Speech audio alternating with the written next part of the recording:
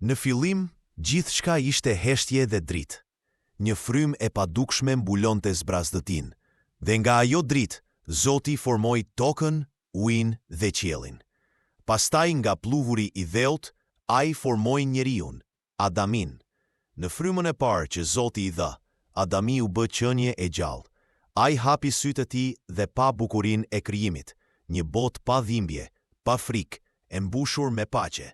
Më vonë, nga brinja e tij, Zoti krijoi Evën, shpirt binjak, partner në dashuri dhe harmoni. Së bashku, ata jetuan në kopshtin e Edenit, në dritën e Zotit, pa njohur as mëkatin, as dhimbjen. Por mbi qetësinë e asaj bote të përsosur, fshihej një mister që do të ndryshonte gjithçka për gjithmonë. Edeni ishte më shumë se një vend, ishte një frym e gjallë. Çdo gjethe këndonte, çdo lum rrithte me urtësi hyjnore. Adami dhe Eva ecën zbathur mbi tokën e butë, duke ndjer rrahjet e jetës në çdo hap. Zoti u fliste nëpër erë, nëpër dritë, nëpër qetësinë e natës. Kjo është bota që ju është dhënë, tha ai. Ta ruani, ta doni dhe ta jetoni me dritë. Ata nuk njihnin as urinë, as etjen, as frikën. Ishin një me gjithësinë, por në mes të kopshtit qëndronte një pemë, pema e njohurisë së mirës dhe të keqes. Ishte e bukur me fruta që shkëlqenin si drita e yjeve, por Zoti u tha, nga ajo pemë mos hani, sepse dita që do të hani do ta njihni errësirën. Dhe me këto fjalë u mboll fara e parë e tundimit. Në qetësinë e mëngjesit, kur drita e parë përkëdhelte lulet, një hije lëvizi nën pemët e Edenit. Ishte gjarpri i urtë dhe i bukur, me një dritë të çuditshme në sy. Ai nuk ecset si krijesat e tjera, rëshqiste si kur e njihte çdo sekreti të botës. Eva po mblidhte fruta kur ai foli me një zë që ishte i ëmbël, por i mbushur me mister. Pse nuk hani nga kjo pemë? Pyeti ai me qetësi. Eva u step, duke kujtuar fjalët e Zotit, sepse ai tha që nëse ham, do të vdesim. Gjarpri buzëqeshi me një dritë të ftohtë. Jo, nuk do të vdisni, do të bëheni si Zoti, do të njihni gjithçka, të mirën dhe të keqen. Këto fjalë hyn në zemrën e saj si një këngë e padukshme, duke ndezur diçka që ajo kurrë nuk ishte ndier më parë, kurreshtjen. Në atë çast, qielli u mbush me një heshtje që fliste më shumë se çdo fjalë. Eva qëndroi përpara pemës, me frymën që i dridhej si petalet e një luleje në erë. Fruti ndriçonte si drita e diellit pas shiut, dhe aroma e tij dukej sikur ftonte shpirtin ta prekte. Mos ndoshta Zoti nuk do që unë ta njoh këtë dritë, mendoi ajo me zë të brendshëm. Zëri i gjarprit u pëshpërit sërish. Nje dhe do të jesh e lirë. Ajo zgjati dorën, me sytë që dridheshin mes frikës dhe kurreshtjes, dhe mori frutin. Një shkëlqim i çuditshëm kaloi përmes qiellit, dhe në çastin që kafshoi, një ndjesi e re pushtoi trupin e saj. Dia. Por dia solli peshën e fajt. Ajo kërkoi Adamin dhe i dha frutin. Ai e pa në heshtje, pastaj mori një kafshim, duke ndjerë si diçka e padukshme ndahej nga shpirti i tij. Qielli u mbulua me re, dhe fryma e Zotit u tërhoq paksa. Një ndjenjë zbrastie ra mbi Eden. Pasi fruti u kafshua, gjithçka ndryshoi. Era që dikur i përkëdhelte, tani fishkëlente në mënyrë të rëndë. Britat e Edenit zbeheshin, zojq të heshtën dhe një ndjenjë ftohtë mbuloi gjithësinë. Adami dhe Eva pan njëri tjetrin dhe për herë të parë ndjen turp. Kuptuan se ishin lakurik. Ata kërkuan gjethe për të mbuluar trupin, sikur të donin të fshiheshin nga sytë e Zotit. Në thellësi të shpirtit të tyre, ata dëgjuan një heshtje që nuk ishte më e shenjtë, por e mbushur me frikë. Çfarë kemi bërë? Pëshpëriti Eva me lot në sy. Adami ndjeu barrën e botës mbi shpatulla, një ndjesi ndarjeje mes tij dhe dritës. Në atë moment, një dritë e madhe u shfaq në qiell, dhe zëri i Zotit, i fortë dhe i trishtuar, ra si rufe mbi kopsht. Adame, ku je? Adami dhe Eva qëndruan të dridhur, duke ndjer peshën e veprës së tyre mbi shpirt. Qielli i Edenit ishte i mbuluar nga re të errta, dhe era barte një heshtje që fliste më shumë se çdo fjalë. Papritmas, një dritë hyjnore ra mbi ta dhe një zë i fuqishëm, i qetë dhe i trishtuar, e përshkroi kopshtin. Adame, Eva, ku jeni? Ata rënkuan në heshtje. Frika dhe pendimi i mbushën zemrën. U ham frutin që të mos duhej, tha Adami duke ulur kokën.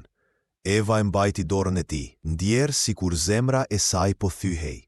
Zoti u afrua me një higjesi të pakrahasueshme. Dia që keni fituar nuk është e keqe, por duhet të kuptoni pasojat, tha ai. Fjalët e tij nuk ishin të zemëruara, por të rëndësishme, një mësim i përjetshëm për të kuptuar se liria dhe zgjedhja shkojnë për krah përgjegjësisë. Në atë çast, Adami dhe Eva kuptuan se jeta në Eden nuk do të ishte më e njëjtë, dhe se udhëtimi i tyre shpirtëror sapo kishte filluar.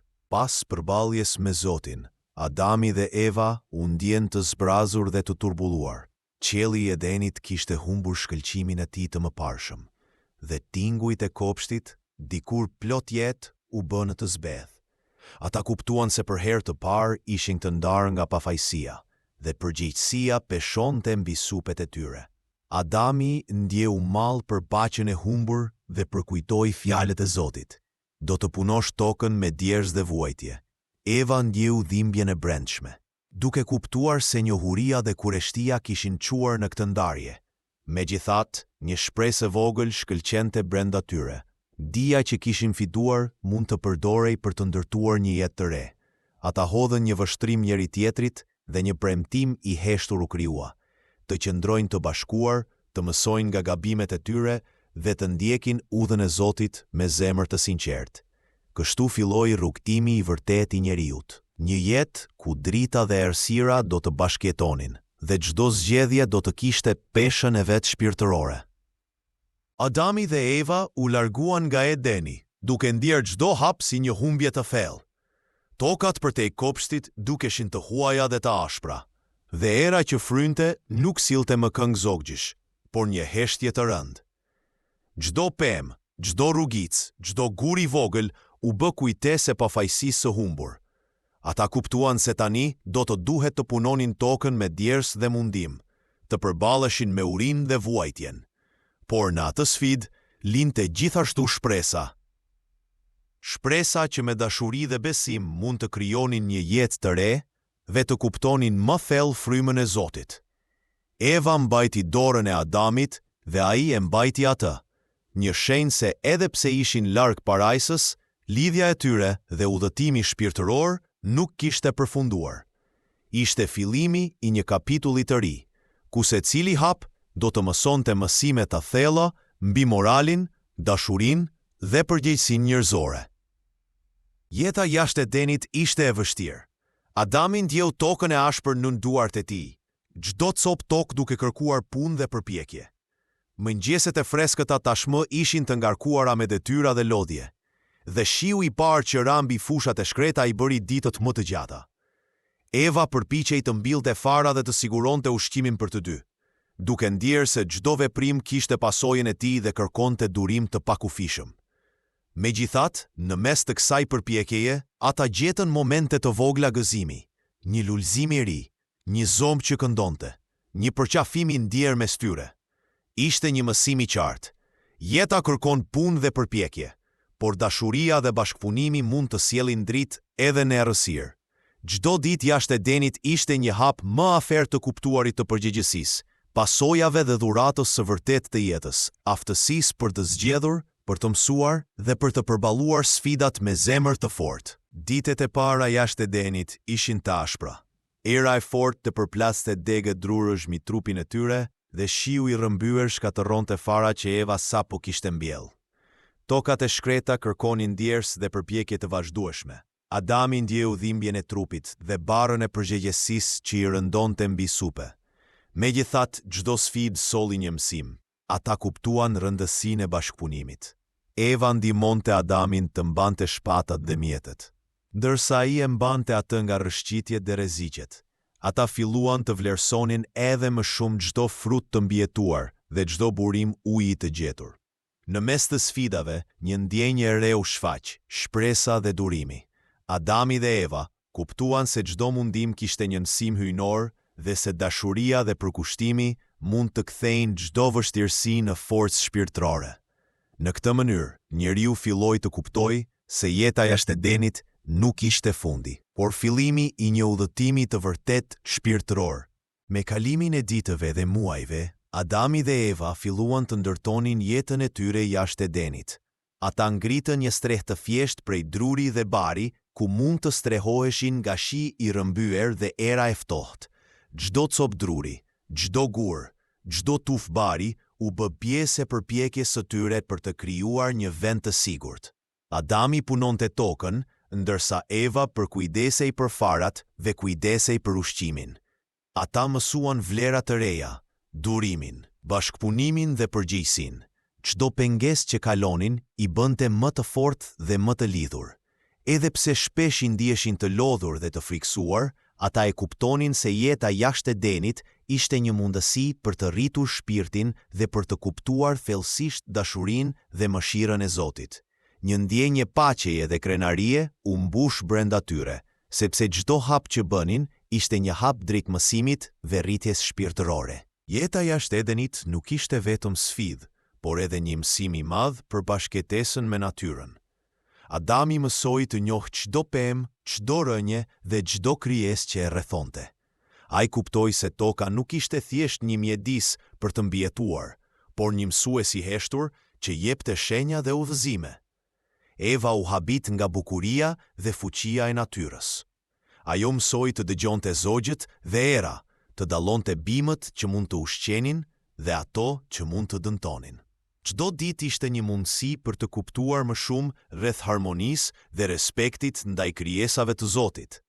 Ata filluan të zhvillonin rutinat e tyre, mbjellja, korrja, kujdesi për kafshët dhe shenjat që natyra u ofronte. Në këtë bashkëtesë të kujdesshme, Adami dhe Eva kuptuan se përveç sfidave, jeta jashtë Edenit ishte një mundësi për të zhvilluar forcën shpirtërore, durimin dhe lidhjen me Zotin në çdo hap. Ditët jashtë Edenit filluan të sjellin sfida më të mëdha. Stuhitë e papritura shkatëronin farat dhe thatësirat e gjata e bënin tokën të shkretë. Adami ndjeu lodhjen e trupit dhe peshën e përgjegjësisë, ndërsa Eva përpiqej të ruante besimin dhe shpresën. Megjithatë, çdo vështirësi u bë një mësim. Ata mësojnë të punojnë së bashku, të ndajnë detyrat dhe të kuptojnë fuqinë e durimit. Adami kuptoi se udhëtimi i njeriut nuk është vetëm mbijetese, por edhe zhvillim shpirtëror dhe moral. Eva kuptoi se dashuria dhe kujdesi për tjetrin është një formë e shenjtë e shërbimit ndaj Zotit. Në çdo sfidë, ata zbuluan se pas çdo vështirësie fshihej një mësim, dhe se çdo hap i përbashkët i forconte lidhjen e tyre dhe lidhjen me Zotin. Jeta jashtë Edenit nuk ishte e lehtë, por mësonte respekt, besim dhe qëndrueshmëri. Pas shumë sfidash dhe përpjekjesh, Adami dhe Eva filluan të shihnin shenja të shpresës. Një fare re lulëzoi, duke treguar që toka ishte e gjallë dhe e pranueshme. Zogjujt ktheheshin për të kënduar përsëri, dhe shiu i lehtë u iti tokën e thatë. Çdo gjë e vogël u bë një kujtesë se Zoti nuk i kishte braktisur. Ata ndjen një ndjenjë të thellë mirënjohjeje dhe paqeje. Eva kuptoi se përveç sfidave, jeta jashtë Edenit kishte dhurata të fshehura, mësime të vlefshme për durim, punë dhe bashkëpunim. Adami kuptoi se secili hap dhe çdo përpjekje ishte pjesë e rrugëtimit shpirtëror, një mësim që do t'i shoqëronte përgjithmonë.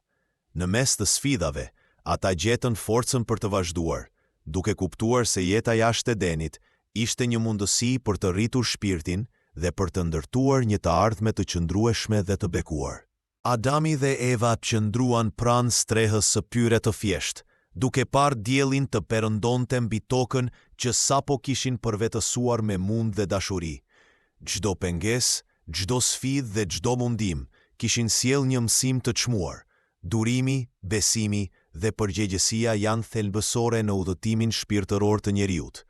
Ata ndjen se jeta jashtë Edenit nuk ishte fundi i lumturisë, por fillimi i një kapitulli të ri, një kapitull ku dashuria për Zotin, për natyrën dhe për njëri tjetrin do t'ju udhëhiqte. Çdo hap i tyre, çdo zgjedhje, çdo veprim kishte një rëndësi të madhe dhe një mësim shpirtëror. Adami dhe Eva kuptuan se përtej humbjes së pafajësisë, ata kishin fituar njohuri dhe forcë për të jetuar një jetë të bekuar. Me shpresë dhe mirënjohje, ata u përkulën në heshtje përpara krijimit të Zotit. Duke e ditur se çdo hap në këtë botë ishte një mundësi për të ndjekur rrugën e drejtë dhe për të forcuar lidhjen me frymën e shenjtë.